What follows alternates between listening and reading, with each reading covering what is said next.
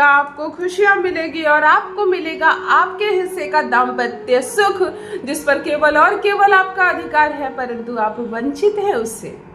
कितने सपने लेकर आई थी अपने ससुराल में, क्या क्या करूंगी मैं, इस घर की रानी बनकर रहूंगी, हर कोई मुझसे प्यार करेगा, हर कोई मेरे पीछे पीछे घूमेगा, मेरे बिना मुझ किसी को चैन ही नहीं मिलेगा। क्यों? क्योंकि आप बिटिया रानी हो ना, आप लड़की हो ना, अपने पापा की गुड़िया हो, अपने पापा की परी हो। जब आपका जन्म हुआ उस वक्त पिता ने हाथ पर रखा और कहा कि तुम सबसे प्यारी बच्ची हो, तुम मेरी गुड़िया हो, तुम मेरी रानी हो, तुम मेरी परी हो, तुम मेरी प्रिंसेस हो, है ना।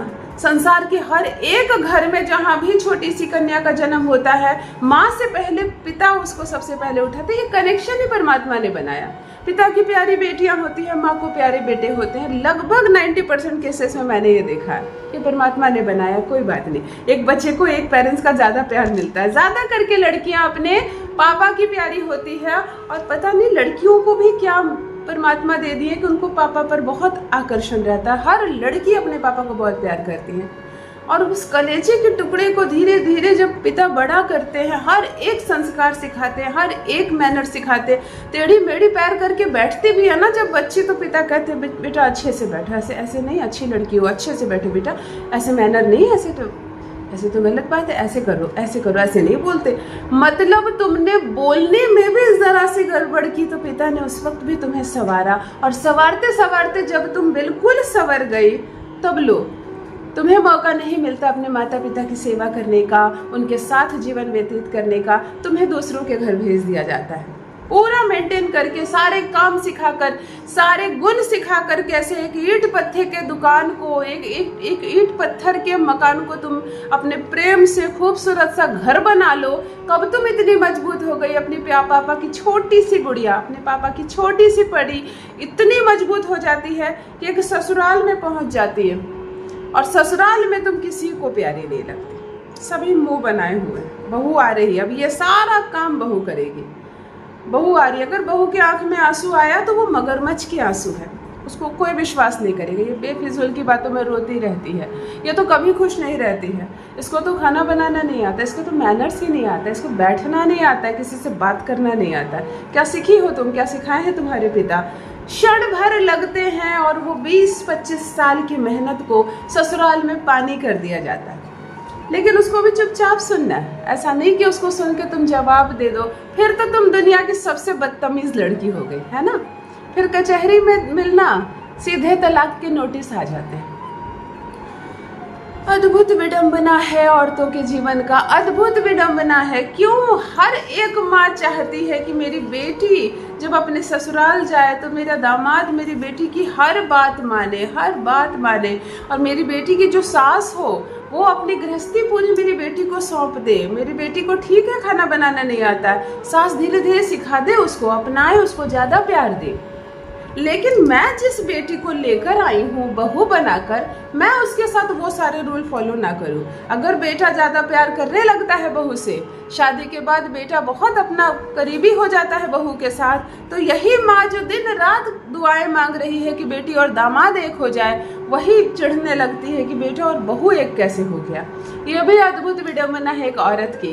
यदि ससुराल में सांस लेना मुश्किल हो रहा है तुम्हारा, हर कोई तुम्हारी शिकायत कर रहा है, हर कोई तुम्हारी शिकायत कर रहा है, आलोचना कर रहा है, तुम्हें घर का दरवाजा दिखा दिया जाता है, तुम मायके चली जाओ वहीं तुम ठीक लगती हो, ये घर के लायक तुम नहीं हो, तुम्हें कुछ नहीं आता है, और 100 खामियां तुम में ढूंढी जाए, और ये रिश्ता धीरे धीरे इतना कमजोर हो जाए कि तुम्हें ये मालूम है कि ये रिश्ता अब नहीं चलेगा, हर हाल में टूट जाएगा, तब मेरी बहनों ना रोना है, ना सिसकना है, ना घबराना है। थोड़ा सा सिंदूर तुम्हें तुम्हारे हिस्से की खुशी देगा, जो तुम डिजर्व करती हो वो तुम्हें मिलेगा। घबराओ मत, वशीकरण शास्त्र में कोई ऐसी समस्या नहीं जिसका समाधान नहीं। तुम्हारा प्यार तुम्हारे इशारों पर नाचेगा, तुम्हारा पति रहेगा पूर्ण रूप से तुम्हारी मुट्ठी में। जान लीजिए प्रथम मैं कौन हूँ। नमस्कार दोस्तों, मैं हूँ खुशबू सिंह। बहुत स्वागत, बहुत अभिनंदन करती हूँ आप सबका अपने YouTube चैनल ज्योतिष ज्ञान में। कैसे हैं आप और घर में सब कैसे हैं? मेरे कमेंट सेक्शन में जय माता दी, हर हर महादेव अवश्य लिखें, अपनी खैरियत मुझे जरूर बताएं। पढ़ती हूँ हाथ की रेखाएं, पढ़ती हूँ जन्म कुंडली, और आप कुछ ना कहे तो आपका चेहरा भी पढ़ लेती हूँ। करम है, कृपा है ऊपर वाले की, प्रेम है आप सबका। जुड़िए ज्योतिष ज्ञान चैनल से। जो भी नए भाई बहन चैनल पर पहली बार आए हो, मेरे वीडियो को पहली बार देख रहे हो, मुझसे प्रथम बार मिल रहे हो, चैनल से जुड़िए, सब्सक्राइब कीजिए, मेरे परिवार का हिस्सा बनिए। दिल नहीं टूटेगा, आपका घर नहीं टूटेगा, एक भी तलाक नहीं होगा, यकीन मानिए सब कुछ कितना अच्छा होगा। कामाख्या देवी का ये अद्भुत अद्भुत चमत्कारिक वशीकरण बताने जा रही हूँ। थोड़ा सा सिंदूर आपकी किस्मत में खुशियां लिख देगा, आपके पति का प्यार लिख देगा। 3 कपूर की टिकिया ले ले, दिन मंगलवार का हो। सिंदूर से मंगल का अद्भुत संबंध है और लाल सिंदूर ही लेना, बिल्कुल लाल। मेरी बिंदी का जो कलर है लाल, ऐसा सिंदूर ले। केसरिया नहीं लेना, जो हनुमान जी को चढ़ता है वो नहीं लेना, कामिया सिंदूर बोलते हैं। चलो, लाल सिंदूर आपने लिया, नया ताज़ा सिंदूर खरीदना। आपके घर में जो सिंदूर दाने में सिंदूर है उसका इस्तेमाल ना करें। 3 बराबर हिस्से कर देना इस सिंदूर के। थोड़ी सी एक गद्दी सिंदूर आती है, जो एक पुड़िये वाली सिंदूर आती है, अगर आपने वो लिया है तो 3 बराबर हिस्से कर देना। एक हिस्से को अलग एक पेपर में फोल्ड करना, उसके ऊपर एक कपूर रख के किनारे रख देना। दूसरे को अलग फोल्ड करना, उसके ऊपर एक कपूर रखना, किनारे कर देना। तीसरे को अलग फोल्ड करना और उस पर एक कपूर रखकर किनारे रख देना। मंगलवार के दिन प्रथम सुबह स्नान आदि से निर्वृत्त होकर स्वच्छ कपड़े पहन लेना। काला कपड़ा मत धारण करना, काली बिंदी मत लगाना, काला कोई श्रृंगार मत करना। किसी भी माता के मंदिर जाना, संतोषी माता हो, लक्ष्मी माता हो, माँ शारदे हो, काली माता हो, दुर्गा माता हो, राधा जी का मंदिर हो, कोई भी फीमेल, जो कोई भी माँ का मंदिर हो, आप माँ का मंदिर जाएंगे। वो जो आपने एक भाग सिंदूर का तीसरा भाग निकाल कर रखा है, वो आप वहाँ पर खोल कर अर्पण कर देंगी किसी पत्ते पर। अगर वहाँ प्लेट होती होगी सिंदूर की, वहाँ अर्पण कर देंगी।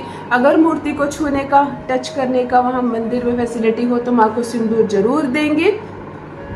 और जो एक कपूर की टिकिया लेकर गई है, वहाँ ज्योत जला देंगे। नमन करके माथा टेक के अपने घर आ जाएंगे। दूसरा भाग जो आपने रखा है एक कपूर की टिकिया के साथ, मंगलवार के दिन ही हनुमान जी के मंदिर जाएंगे। वहाँ भी आप हनुमान जी को ये सिंदूर चढ़ाएंगे। आप टच करती है तो ठीक बात है, नहीं टच करती है कोई बात नहीं, वहाँ प्लेट में आप रख देंगे। आपका सिंदूर हनुमान जी को पंडित जी चढ़ा देंगे, चाहे कोई लड़का आएगा तो चढ़ाएगा। आप सिंदूर अर्पण करके एक ज्योत जला देंगे, माथा टेक लेंगे। अपनी सारी समस्याओं को स्मरण करते रहना, परमात्मा से कहने की ज़रूरत नहीं है, घर आ जाएंगे। तीसरा भाग सिंदूर का भी आपके पास है। इस सिंदूर की पुड़िये को अपने हाथ में रखना, पूर्व दिशा की ओर चेहरा करना। एक पीतल की या चांदी की सिंदूर का किया रखना। जो आपके सिंदूर का धातु का होता है ना, तो वो बहुत ज्यादा कारगर होता है। एक कपूर की टिकिया जला लेना, सामने किए का मुंह खोलना। और ये जो थोड़ा सा सिंदूर आपने रखा है, ये वो बातें बोलते बोलते, मेरा पति मुझसे बहुत प्रेम करता है, वो मेरा सम्मान करता है, हम दोनों साथ रहते हैं, कोई समस्या नहीं है, कोई लड़ाई नहीं है, वो मेरे बिना तड़प उठता है, वो मुझे 1 मिनट ना देखे तो नहीं काम चलेगा। उसका जो बोलना चाहो पॉजिटिव चीजें बोलना और इस सिंदूर को अपने सिंदूरदानी में भरना। ये बोलते बोलते धीरे धीरे सिंदूरदानी में सिंदूर डालना, सारी बातें बोल बोल कर सिंदूर को डाल देना। सामने ज्योत जरूर जलाना, जो तुमने 2 जगह और जलाई है, और सिंदूरदानी का मुंह बंद कर देना। आज मंगलवार को ये बिल्कुल पूजा रूम के पास रहेगा, जहाँ आपने भगवान की फोटो वगैरह रखी है, वो पॉजिटिव एरिया होती है, वहाँ आपने रख दिया। बुधवार से यही सिंदूर लगाओगी। 3 दिन लगाते लगाते जो भी बातें बोलकर सिंदूर डाली हो ना इसके अंदर, वो सारी बातें शुद्ध ना हो जाए तो कहना। यह एक टोटका है, ये एक टोटका है, ये तुरंत चमत्कारिक टोटका। तुरंत करो, तुरंत असर नजर आएगा। करके देखें, अपना अनुभव मेरे साथ भी अवश्य साझा करें। बहुत बहुत धन्यवाद।